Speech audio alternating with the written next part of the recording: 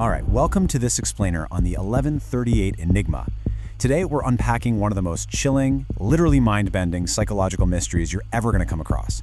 We're talking about a case where the boundaries of memory, time, and identity completely collapse in on themselves. It's the story of Ethan Parker, a man who seemingly orchestrated his own vanishing act through a terrifying psychological paradox. Okay, let's jump right into this. So the whole thing kicks off with an inciting incident that is just pure nightmare fuel. Picture this. Olivia Parker is up in her bedroom when her husband, Ethan, calls her. Now, he told her he left the office about half an hour ago, but when she answers the phone, he delivers this incredibly chilling line. "I am standing in front of the house. Don't open the door." And then the line just goes dead.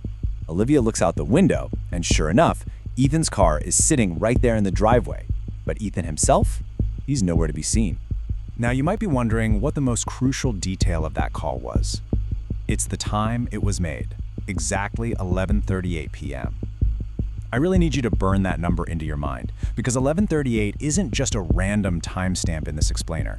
It is the central motif. It's this dark omen that acts as a recurring anchor throughout the entire investigation.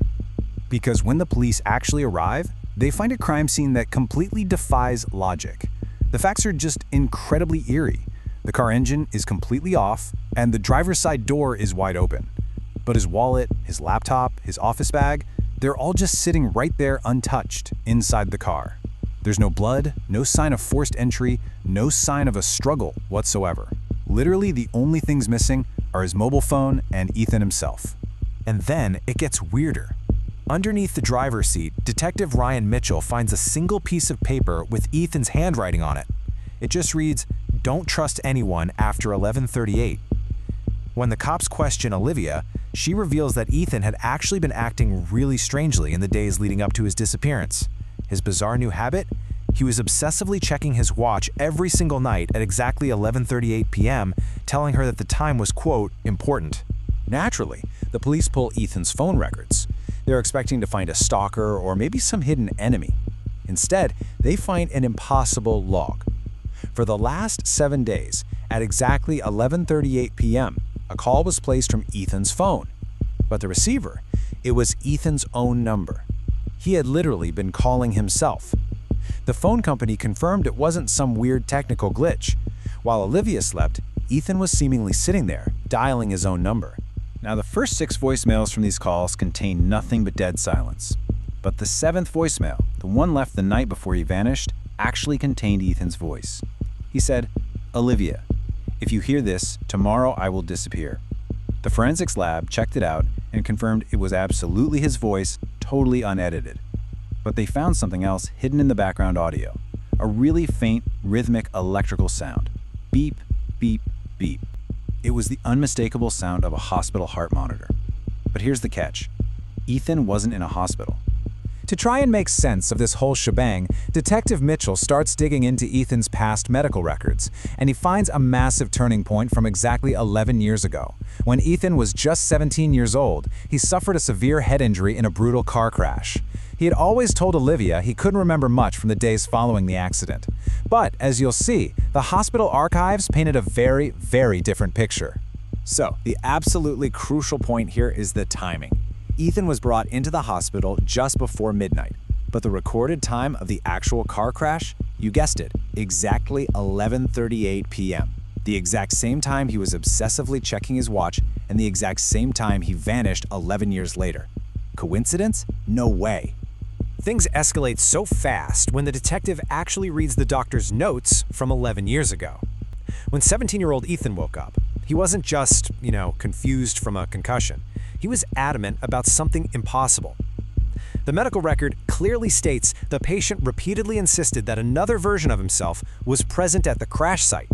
And attached to the file, a photo taken of the uncautious Ethan in his hospital bed. Standing in the background, right behind the glass door, was this blurry figure matching Ethan's exact height, hair, and appearance. The detectives managed to track down Martha Collins, an elderly nurse who was actually working that night 11 years ago, and she completely remembers the boy in the background. She thought it was Ethan's twin brother. She says this lookalike had approached her and asked if Ethan was going to survive. When she told him the doctors were trying their best, the figure just replied, I will come here again. Terrifyingly, that is the exact same phrase the real Ethan spoke the moment he regained consciousness in his hospital bed. To actually verify this crazy story, investigators extract an audio file from a heavily damaged voice recorder found in the old car's dashboard, capturing the seconds right before the crash. And you guys listen to what they found. Voice 1, a young Ethan, says, "Brakes aren't working." Voice 2, incredibly clear, replies, "You still don't understand. This isn't the first time." Forensics proved both voices belonged to Ethan, but separated by 11 years of aging. An older Ethan was somehow inside that car with his 17-year-old self. Okay, let's snap back to the present day. Detectives re-examine the CCTV footage from the night Ethan vanished, and it perfectly maps out our 11:38 motif. Check this timeline out. At 11:34, Ethan gets in his car. At exactly 11:38, he suddenly gets out and walks off camera. 3 minutes later, at 11:41, a figure wearing Ethan's exact clothes, but whose face is conveniently hidden from the camera, walks up, gets into the running car, and drives away. The GPS tracker on the car shows it drove straight to the abandoned wing of the very hospital Ethan was treated in 11 years ago. When police finally raid that abandoned hospital wing, they find a stalker's absolute nightmare. It's a secret, sealed-off room. The walls are just plastered with hundreds of photographs of Ethan, literally spanning his entire life from age 17 to the present day. There's a chair in the middle, a camera, and a monitor playing old footage. And the footage? It shows 17-year-old Ethan in his hospital bed, being asked by someone off camera, "Do you know who I am?" Young Ethan replies, "You are me." But who on earth was observing him for over a decade? Well, police find old files in the room belonging to Dr. Richard Parker, Ethan's own father, who happened to be a neuropsychologist.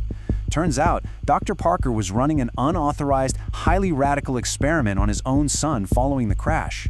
His theory was terrifyingly simple, and it really touches on how powerfully trauma anchors in the human mind. He believed that if you perfectly reconstruct a specific traumatic memory and repeatedly trigger the brain with it, the brain will eventually bridge the gap of time and anticipate the exact future event. But here's the twist. Dr. Parker died years ago. So who continued the observation? Detective Mitchell turns to the very last page of the research files and finds a chilling signature. E. Parker. Ethan himself. Ethan had discovered his father's work and took over the files, basically turning his own mind into a terrifying, real-world laboratory. Inside that creepy room, they also find a final video confession recorded by Ethan shortly before he vanished. He looks dead into the camera, explaining his twisted motivation. Recreating fear makes the brain anticipate the future, he says. He genuinely believed memory wasn't just a record of the past, but a mathematical tool. A tool that could be used to predict, and maybe even physically manifest, the future. Which brings us to the visual climax of the tape, and it is absolutely staggering. At the end of his video confession, the camera captures a shadow in the doorway. It's Ethan. He's standing outside the room. But we are simultaneously watching Ethan sitting inside the room recording the video. Two Ethans existing in the exact same moment. The Ethan in the doorway looks directly at the camera and says, "It's 11:38, and then the screen just goes black.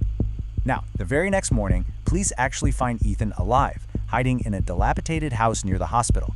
He claims to have absolutely zero memory of where he was the night before. But when Detective Mitchell sits him down and asks him the ultimate question, "Why did you call yourself from your own phone?" Ethan's answer completely reframes the entire mystery. Ethan just looks at the detective, eyes wide with absolute terror, and delivers this devastating line. "Because I knew I had to warn future Ethan from me." His experiment had worked too well. He hadn't just predicted the future. His obsession with the 1138 trauma had completely fractured his reality, creating a time loop where he actually became his own predator, actively hunting his past and future selves. And the craziest part? Ethan now utterly refuses to be left alone after 11:38 p.m. The police tried to wipe his old phone, they tried to close the case, but it's like the technology itself absorbed the loop. Because now, every single night at exactly 11:38, his phone automatically generates a brand new voicemail recording. And the audio on that automated message? It's just one sentence, echoing endlessly into the night. "I told you before, don't open the door." It leaves us with a totally haunting question to end this explainer. Did Ethan Parker actually close the terrifying loop of his own creation, or is the nightmare just beginning all over again?